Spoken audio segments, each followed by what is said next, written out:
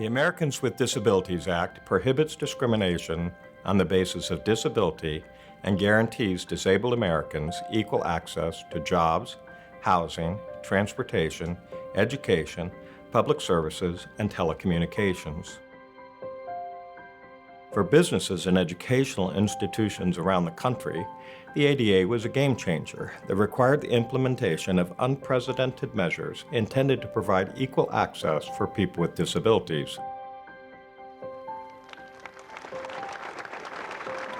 With today's signing of the landmark Americans for Disabilities Act, every man, woman, and child with a disability can now pass through once closed doors.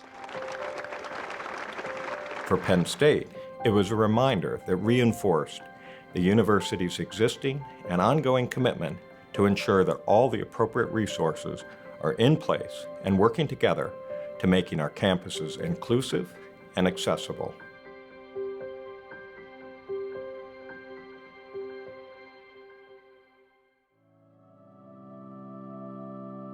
I grew up learning that if you've got a special need, quote unquote, you figure out how to make it work.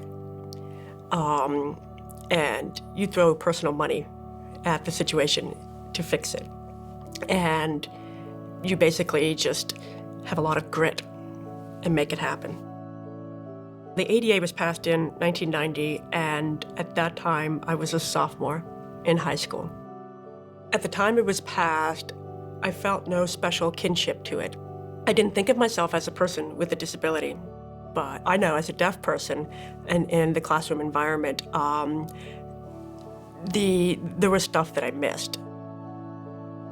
I got to Penn State in 2001 as a graduate student, and jumping up to a big school, to grad school with classes of 30 people, sometimes 40 people, and it being heavily discussion-based, I couldn't follow anything.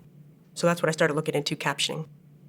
And Penn State Office of Disability Services was able to guide me through what accommodations were possible, what accommodations I didn't have to pay for, which was a completely novel concept to me, because I had grown up thinking that any help I needed to pay for. So I have grown into a relationship with the ADA that has gone from complete non-awareness, complete, how does this affect me at all, to having a very intimate relationship with the law. I'm eternally grateful for its existence. I'm Francis Achampong, and I'm the chancellor here at Penn State Mont Alto. I was born in the Gold Coast. Later on, it became Ghana. And when I was 3, I contracted polio. So I've lived with polio all my life. I've been with the university for 13 years in different capacities. And so I ended up at Fayette for about 3.5 years. The chancellor at Fayette has an office that is an old farmhouse that has been renovated. It's a very beautiful space. It's called the University House. But there were aspects of it that were not, accessible. And so the Affirmative Action Office came and renovated the space to make it accessible, not just for me, but also for people who might be in a wheelchair. The Yellow Ribbon Program. Penn State Mont Alto sits on a hill, and it is a very difficult campus to navigate for folks with disabilities. So I have a golf cart. It's been extremely helpful. I take legislators around on it. When we invite people to campus, I ride them around in it. It's made my work a whole lot easier in terms of getting around. Penn State is just committed to all of its constituents, whether they are students, whether they're faculty, whether they're staff. I came here in fall 2009, no clue about anything whatsoever, and kind of went through my first 2 years and just like any other student. And I was diagnosed with ADD, a cognitive processing disability that affects into a reading disability.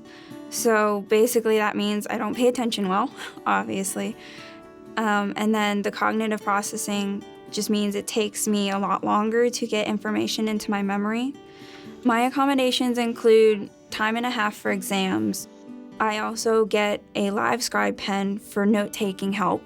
It's a special pen that has special digital paper that records what I write down for my notes with the audio the teacher's saying. So light has only been able to traverse these little patches. I also get my textbooks scanned and I can have my textbooks read aloud.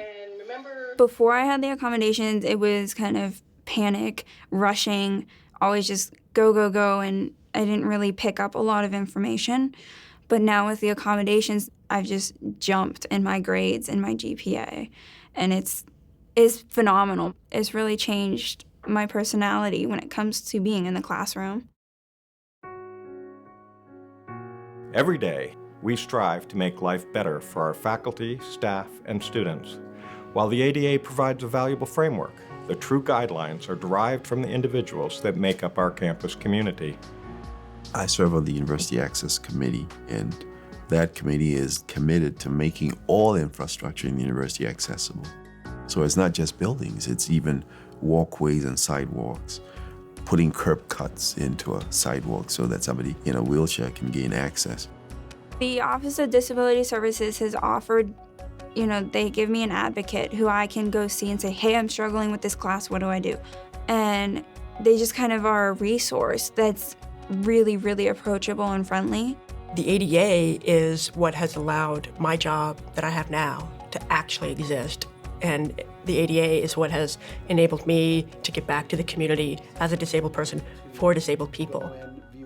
We've got the ADA on our side, and we've got institutional commitment, and it may take a while to come up with a solution, but it will happen.